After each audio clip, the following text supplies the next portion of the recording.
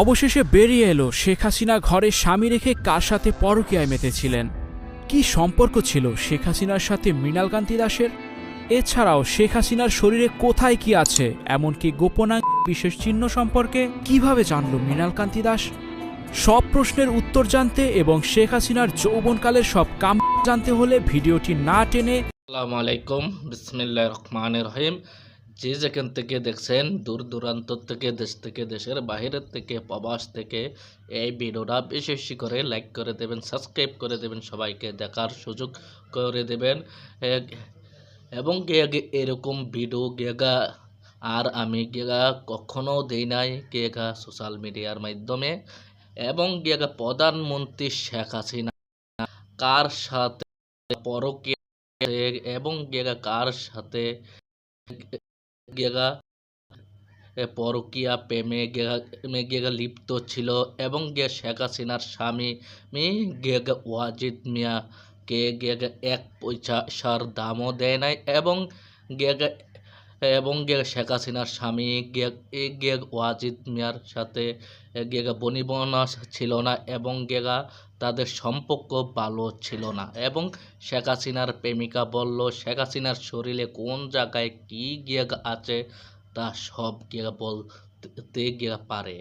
এবং দেখুন কার সাথে শেখ হাসিনার গেগা লঙ্গল লীলা চলছে। দেখুন দেখুন দেখুন ভালো করে দেখুন, দেখে মেসেজের মাধ্যমে জানিয়ে দেবেন। অবশেষে বেরিয়ে এলো শেখ হাসিনা ঘরে স্বামী রেখে কার সাথে পরকীয়ায় মেতেছিলেন। কি সম্পর্ক ছিল শেখ হাসিনার সাথে মৃণালকান্তি দাসের? এছাড়াও শেখ হাসিনার শরীরে কোথায় কি আছে, এমনকি গোপনাঙ্গ বিশেষ চিহ্ন সম্পর্কে কিভাবে জানল মৃণালকান্তি দাস?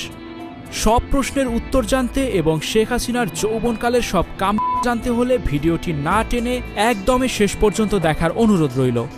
তাহলে চলুন শুরু করা যাক। শুরুতেই জেনে নিই শেখ হাসিনার সাথে তার স্বামী ডাক্তার ওয়াজেদ মিয়ার অস্বাভাবিক সম্পর্ক এবং মৃণালকান্তি দাসের অবৈধ আগমনের ঘটনা। শেখ হাসিনা 1981 সালের 17 মে বাংলাদেশে আসার পর থেকে তার স্বামী ডাক্তার ওয়াজেদ মিয়ার সাথে স্বামী স্ত্রী হিসেবে কখনোই একটি দিন বা একটি রাত কাটাননি। এমনকি তার স্বামী ডাক্তার ওয়াজেদ মিয়া প্রথম থেকে মৃত্যুর আগ পর্যন্ত তার মহাখালীর আণবিক কমিশনের কোয়ার্টারেই কাটিয়েছেন।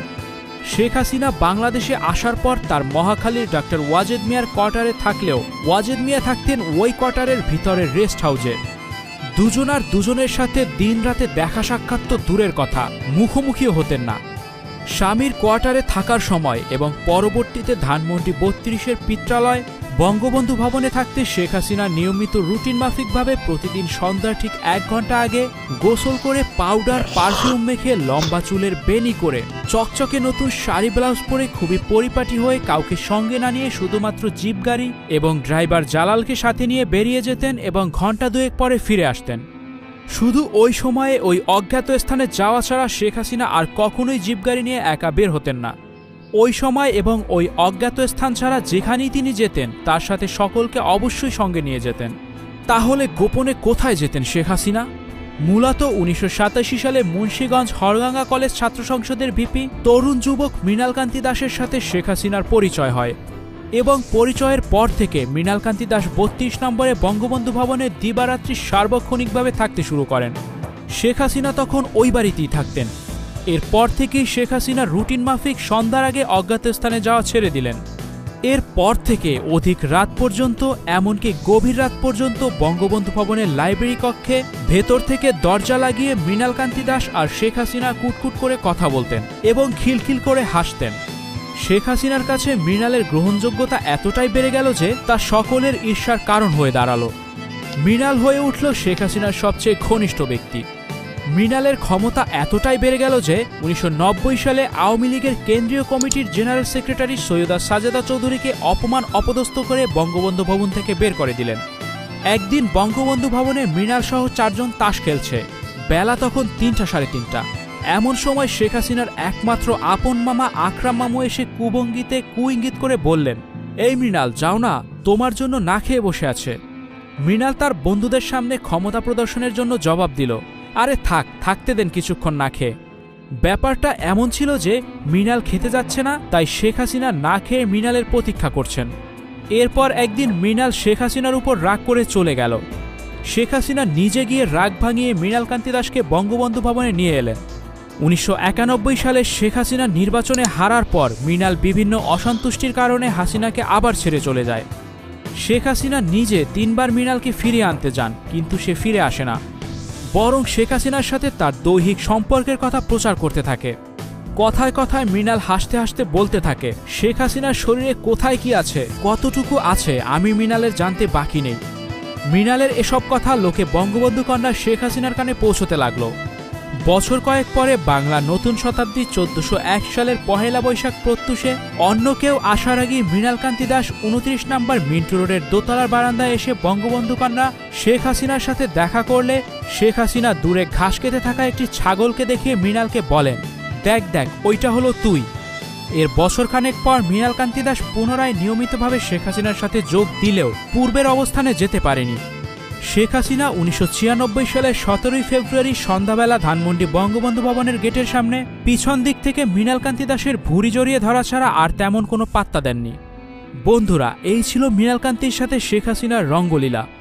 শেখ হাসিনার যৌবনের আরও প্রেম কাহিনী আসছে পরবর্তী ধারাবাহিক ভিডিওতে, তাই ভিডিওগুলো মিস না করতে চাইলে এখনই আমাদের পেজটি ফলো করে আমাদের সাথেই থাকুন। স্টুডিও 4D আপনাদের জন্য নিয়ে এসেছে শুটিং হাউস এবং শীতাতাপ নিয়ন্ত্রিত স্টুডিও সুবিধা, আছে অত্যাধুনিক মেকআপ রুম, এছাড়াও পাচ্ছেন বিভিন্ন ধরনের সিনের ক্যামেরা ও শুটিং লাইটের সুবিধা। বিস্তারিত জানতে এখনই কল করুন 01974860664। হাউসটি দেখতে চলে আসুন আমাদের ঠিকানায় সেক্ষেত্রে রোড নাম্বার 9, বাড়ি 24। Icon Focus 24 TV, powered by 4D 4th Dimension. আমাদের চ্যানেলটি সাবস্ক্রাইব করে আমাদের সাথে থাকুন। আসসালামু আলাইকুম প্রিয় ভাই বোনেরা, আপনারা সবই দেখছেন এবং সবই দেখলেন প্রধানমন্ত্রী শেখ হাসিনা রঙ্গলীলা কার সাথে মেতে ছিল, শেখ হাসিনার পরকীয়া প্রেমিকের সাথে, এবং ওয়াজেদ মিয়ার সাথে তার বনিবনা ছিল না এবং সম্পর্ক ভালো ছিল না, এবং দেশের একজন প্রেসিডেন্ট হয়ে যদি পরকীয়া করতে পারে, রঙ্গলীলা অন্য পরপুরুষের সাথে মেলামেশা করতে পারে, এবং দেশের সাধারণত নারীরা কি করবে এবং দেশের সাধারণত জনগণরা কি, হ্যাঁ আমরা বাংলার মাটিতে 17টি বছর নত্যহীন ছাড়া নারী প্রধানমন্ত্রী ছিল। এগুলা আগে আমরা জানি না, শুনি না, এবং প্রধানমন্ত্রী শেখ হাসিনা ক্ষমতার থেকে যাওয়ার পরে একে এক করে আওয়ামী লীগের সবার লঙ্গ রিলার ভিডিও বেড়ে আসতে কেঁচুচার মতন সাপের গর্ত থেকে, এবং আপনারা সবাই লাইক সবার সুযোগ দেবেন এবং সবাইকে দেখার করে দেবেন, সাবস্ক্রাইব করে দেবেন। আপনারা সবাই আমার পাশে থাকবেন, প্রতিদিন নিত্য নতুন নিউজ দেওয়ার চেষ্টা করব। ও মতোই বিদায় নিচ্ছি। আসসালামু আলাইকুম।